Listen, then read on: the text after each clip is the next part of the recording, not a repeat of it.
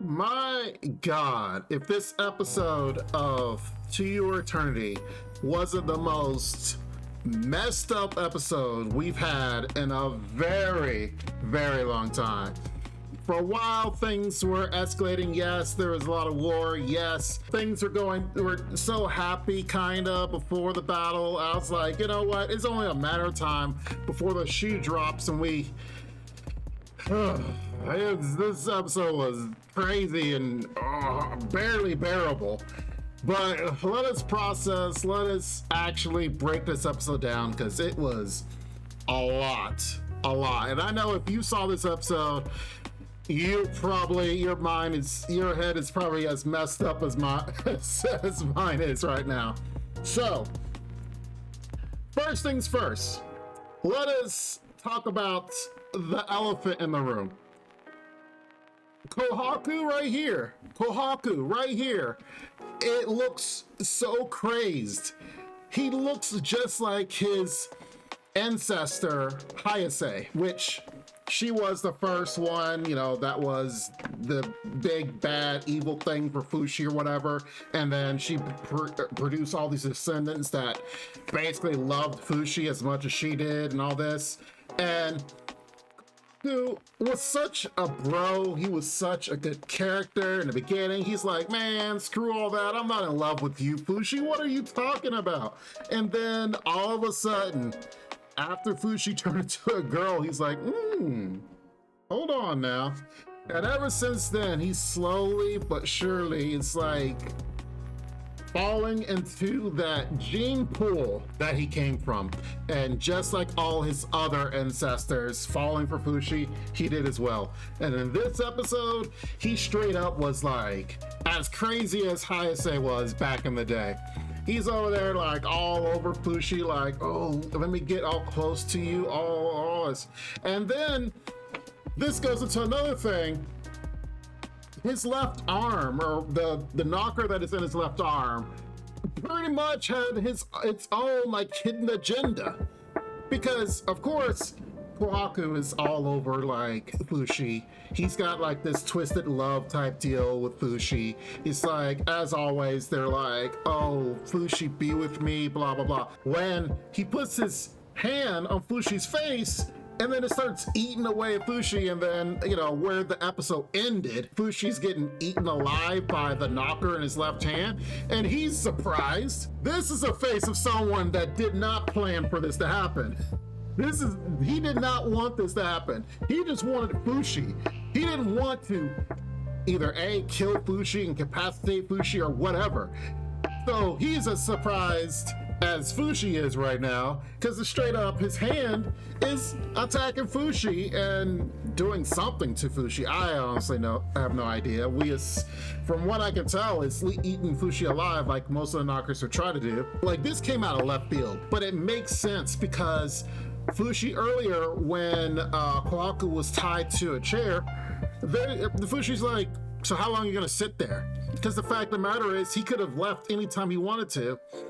And, Kohaku's like, what are you talking about? And then he's like, I'm not talking to you, I'm talking to your left hand. Because he could have left whenever. But it's just allowing the fact that he's just sitting there, tied to a chair.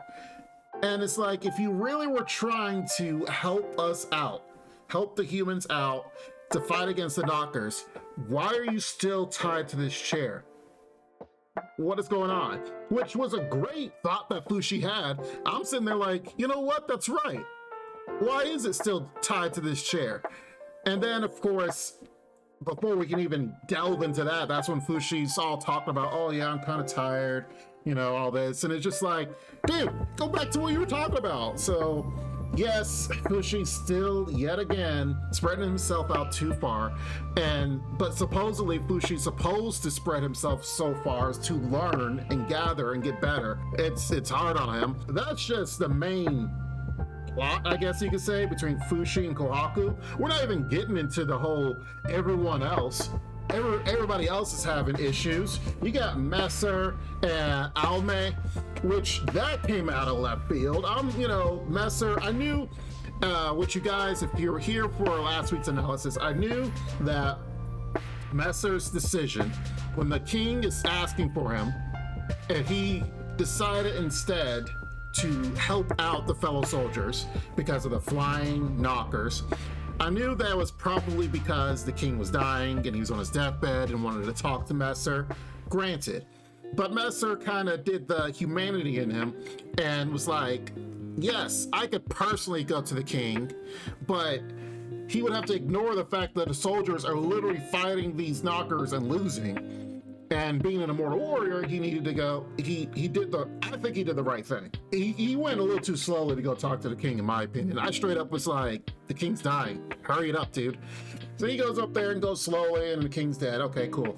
Oh, not cool, but you know what I mean. So Alme is sad, and she repeats the message. The message the king gave her to say was the fact that the king wants them to rule together as siblings. So I'm thinking Alme is crying and saddened, not necessarily that the king is dead. I mean, of course she's saddened by that, but the fact that it was revealed that they're siblings, and she didn't know this. He knew it, but she didn't know it. So of course I'm like, okay, she's crying because she's learning the fact that, oh my lord, they're siblings, and you know, she of course has feelings for Messer, so you know, she can't really express these feelings the way she wants to. Come to find out, I don't know when this happened, she runs off trying to unalive herself, and it's like, wait, what are you doing? And then she goes on a tangent, I don't feel the same way that I used to, blah blah blah, and the next thing you know, she's infected. When did this happen? At what point did she get infected? Was she infected before the king died? Did she get infected by a knocker like later, like after she's crying here that she ran off and then a knocker like touched her and stuff? I mean, I honestly have no clue. No clue. I still believe that she was crying because the king dying, 2, that Messer probably wasn't there to hear it, and 3, the surprise factor of we're siblings and she didn't know about it. And then she runs off, and the next thing you know, she's infected. I'm like, what did this happen? I honestly don't know, unless they have some later, like some backstory or flashback as far as when that happened. I don't know. This screws Messer's mind up, because Messer, the whole thing was that he wanted to protect the princess. He didn't do that. It was a rough episode. This is a rough episode. You got Messer with Alme. You have Hyrule. He's trying to protect this church. He can't protect the church on his own. And the church is basically with a fallback where everyone's supposed to be at. And he's trying to protect it. He's losing. He's over there watching Kohaku. But he's an immortal warrior. He should be fighting on the lines. It's like there was so much happening that was like, oh, I almost forgot. Bon not telling Fushi the whole truth. I honestly believe that would have been a time for Bon to spill the beans. I was like, look, this is what's happening. This is the powers that you have. Because at this moment in time, that Fushi knew that he could bring back some of his friends.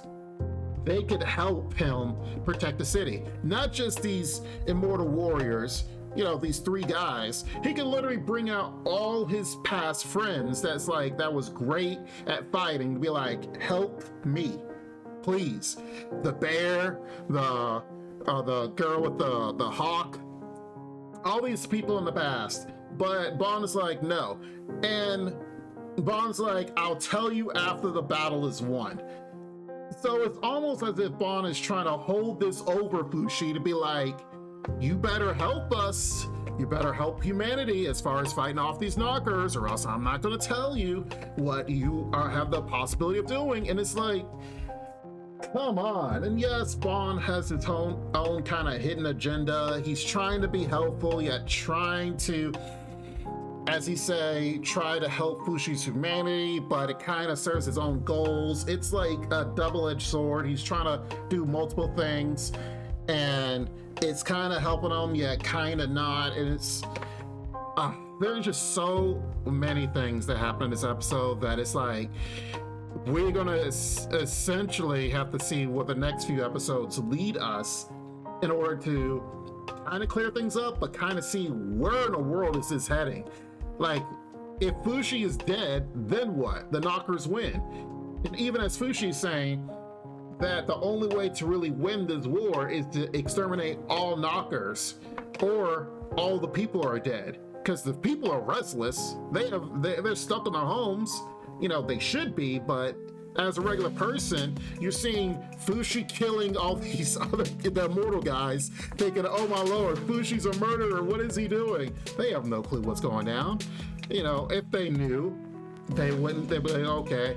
It's just so much confusion happening to the people itself. And I feel bad for the overweight fat guy. Basically, he loved the girl with the arm chopped off, and she's dead. She dies. That's not even going into the whole fact that Aome can't be resuscitated because her soul went to heaven. That's a whole nother concept that's brought into this. It's like, oh, that some of the people can live, and some of the people stay around to help Fushi, but then some of the people, their souls are like, they're just going to go to heaven and he can't revive them. Okay, regardless of what's happening, it's still a good show. It's still a great show. You just got to be mentally strong for it. You got to have your heart in the right place, or else this show will screw you up. One, I believe Fushi is still alive. You know, he'll come back, if you will. We will see how that manifests itself. Especially because at that last moment, he sees March at the last moment. So we will have to see how this changes things. The knocker in the arm, kind of, I guess, betraying them. I assume it's betraying them. Maybe it's trying to bring Fushi to the next level. I doubt it, because that didn't look like it. But we'll see how it goes in the next few episodes. I hope you guys enjoy the review and allowed yourself to process all this that happened in this episode as much as I did, because it was absolutely messed up, I'll tell you that. But such great writing, such a great show, such great characters. Man, it's good. It's really good. I can't not express that anymore. But I hope you guys like the review. Make sure you guys subscribe. Comment down below how'd you guys feel about this episode, and how did you guys process everything that's happening here, because it is crazy. Be safe, take care, and definitely subscribe for more anime reviews for the rest of this week. We'll definitely be bringing them out. You guys take care. Bye-bye for now. This ain't what you want, bitch, I'm a fucking phenomenon.